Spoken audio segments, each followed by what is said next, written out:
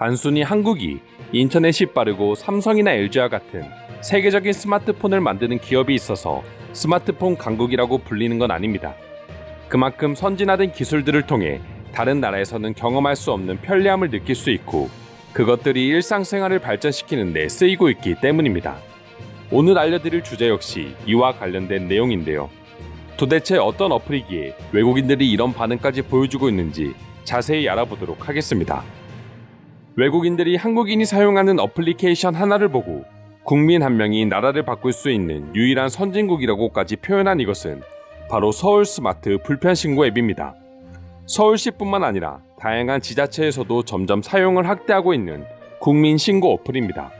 서울과 수도권에 거주하고 계신 분들이라면 한 번쯤은 사용해보셨을지도 모르겠습니다.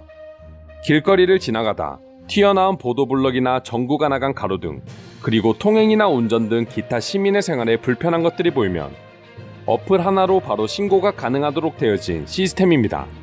단순히 보여주기식 제도라고 생각했던 외국인은 실제로 한국인 친구가 인도가 갈라져 걸려 넘어질 위험이 높은 집 앞 도로를 신고하는 걸 보고 모든 생각이 바뀌었다고 합니다. 스마트폰으로 어플을 실행하고 사진을 찍은 뒤 간단한 설명과 GPS를 통한 자동위치 전송으로 민원을 접수하고 친구와 근처 카페에서 커피를 마시고 있었다고 합니다.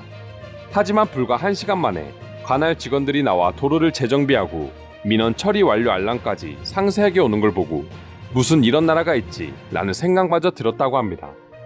한국인들 중에서도 사실 관련 제도가 있는 건 알지만 귀찮아서 사용하지 않는 경우도 많다고 합니다. 영국과 같은 노후 시설이 많은 유럽 국가에서는 민원을 넣어봤자 어차피 안 고쳐질 거야 라고 생각해서 그냥 두지만 한국인들은 그런 생각이 아니라 그냥 귀찮아서 신고를 안 한다는 점도 외국인들의 눈에는 충격으로 다가온다고 합니다. 이외에도 한국에는 교통법규를 위반하거나 불법 주차된 차량도 국민 개개인이 신고를 할 수 있으며 기타 일상생활에 불편을 끼칠 수 있는 요소들은 남녀노소 누구나 스마트폰 하나로 간편하게 신고할 수 있도록 시스템이 자리 잡고 있습니다.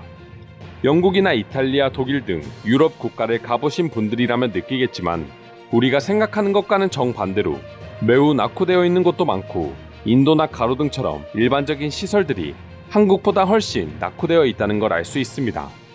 한국인이 유럽 여행을 다녀온 후 한국에 대해 다시 보게 되는 이유 중 하나이기도 하고 반대로 유럽인들이 한국을 여행하고 난 후 유럽에 대해 실망하는 요소이기도 합니다.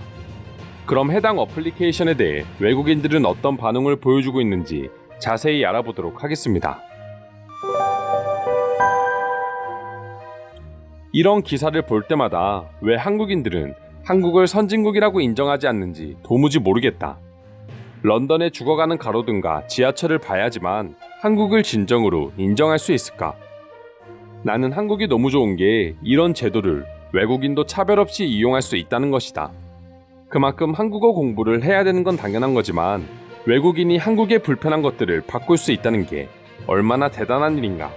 한국의 거리는 어떻게 이렇게 깔끔할까라고 생각한 적이 있는데 이런 이유도 있었구나. 전 국민이 대부분 스마트폰을 가지고 있는 나라인데 모두가 신고를 하면 무서울만 하지. 이거 가지고 무슨 선진국이냐고 말하는 사람들도 있겠지만 이렇게 사소한 것들이 쌓이기 시작하면 그게 결국 선진국이 되는 거다. 선진국의 대열에 올라있는 많은 나라들의 국민들은 사실 그만큼 나태하고 국가를 바꾸고자 하는 큰 의지도 없는 게 사실이다.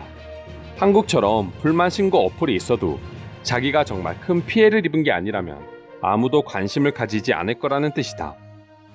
영국의 맨체스터나 노슬리 등 영국의 낙후된 지역을 보면 한국인들은 어떤 생각을 할까 궁금하다.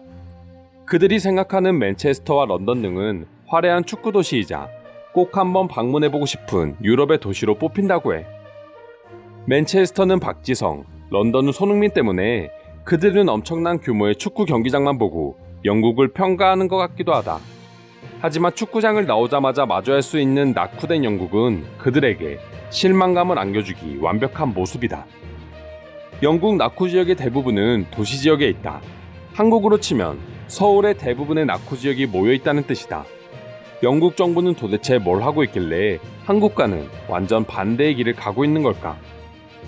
영국 정부도 정부지만 영국인들도 한국인들만큼 열정적이지 않기 때문에 낙후 지역이 늘어나고 있다는 것도 인정하자.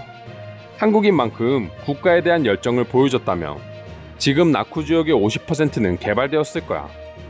결국 이런 것마저도 한국의 인터넷이 빠르니까 가능하다는 결론이 나온다.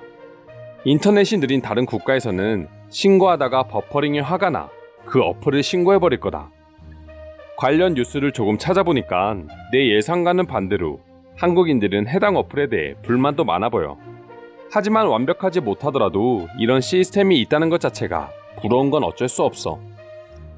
그만큼 한국은 완벽한 시스템들이 국민들에게는 당연한 게 될 정도로 발전됐다는 뜻이라고 봐. 그리고 저런 불만이 그냥 짜증스러워 보일 수도 있지만 얼마 뒤에 보면 저 어플은 결국 완벽해져 있을 거야. 국민학명이 스마트폰 하나로 거리의 보도블럭과 가로등을 고칠 수 있다니 이건 혁명이다.